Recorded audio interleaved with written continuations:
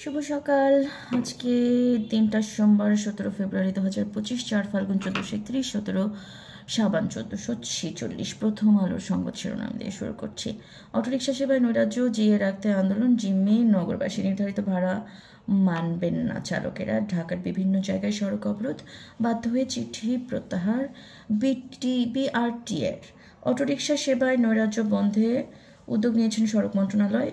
নির্ধারিত ভাড়া ও দৈনিক জমার হার কার্যকর করতে শাস্তিমূলক ব্যবস্থা নেওয়ার জন্য বিআরটিএ চিঠি দিয়েছিল পুলিশকে।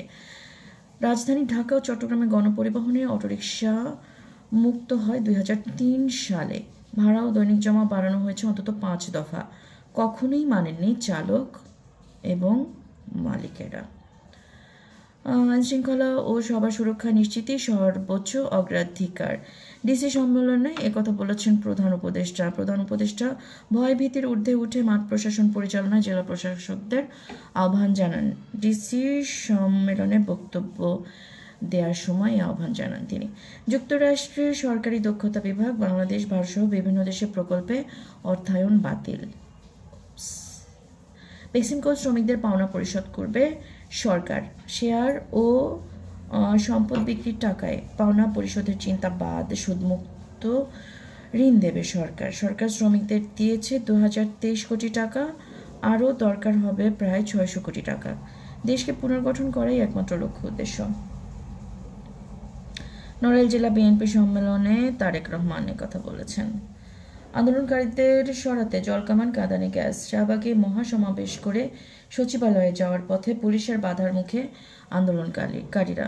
লামায় রাবার বাগান থেকে 26 শ্রমিক অপহরণ, মুঠোফোনে মুক্তিপণ দাবি। বান্দরবানের লামা উপজেলার ফাঁসিয়াখালীর দুর্গম মুরুংঝিরি থেকে গতকাল রোববার সকালে রাবার বাগানের 26 জন শ্রমিককে অপহরণ করেছে সশস্ত্র সন্ত্রাসীরা।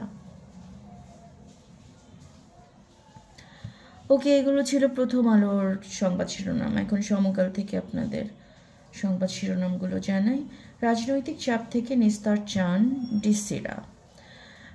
বালুমহালের তালিকা দ্রুত তৈরির তাগিদ। অর্পিত সম্পত্তি মামলার নিষ্পত্তির নির্দিষ্ট সময়সীমা না রাখার প্রস্তাব। অপরাধ দমনে নৌ পুলিশের সক্ষমতা বাড়ানোর পরামর্শ।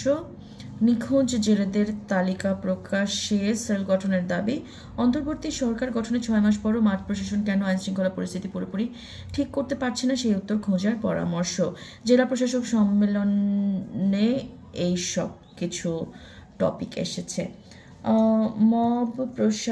মবে প্রশাসন নমনীয়, ভুক্তভোগীরা ভয়।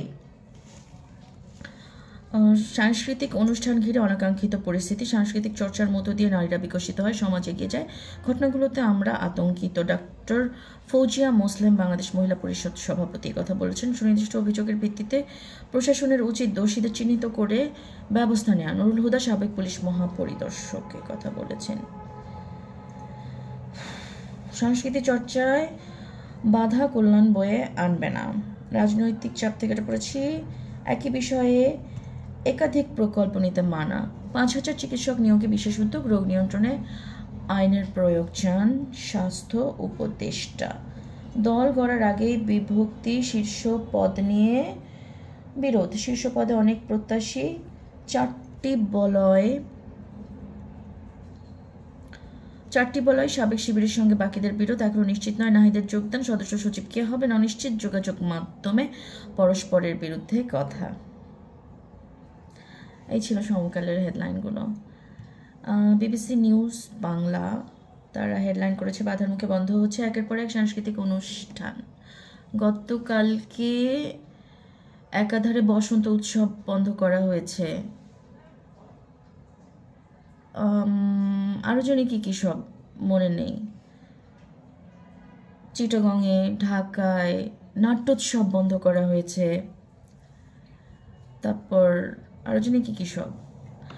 ঢাকার উত্তরায় বাধার মুখে একটি উৎসবের আয়োজন 15 হওয়ার একদিনের মধ্যে একই কারণে স্থগিত হয়েছে ঢাকা মহানগর নাট্যোৎসব। গত কিছুদিনের মধ্যে বাংলাদেশের বিভিন্ন স্থানে বাধার কারণে এরকম বেশ কয়েকটি সাংস্কৃতিক অনুষ্ঠান বা উৎসব বন্ধ করে দেওয়ার ঘটনা ঘটল। 3 কারণে জাতীয় নির্বাচন আগে চায় বিএনপি। বাংলাদেশের রাজনৈতিক পরিস্থিতি শক্তিশালী করার বরাদ্দ বাতিল করলো যুক্তরাষ্ট্র। আমি চিৎকার করে অপেক্ষা করতে বলেছিলাম, কেউ শোনেনি। দিল্লি স্টেশনে প্রত্যক্ষদর্শীর বর্ণনা কি হয়েছে? আচ্ছা, পরে ভেতরে ঢুকে দেখে নেব। সিএনজি অটোরিকশা চালকদের অবরোধের মুখে জরিমানার নির্দেশনা বাতিল। তো এই ছিল এখনকার মতো আজকের সংবাদ শিরোনাম।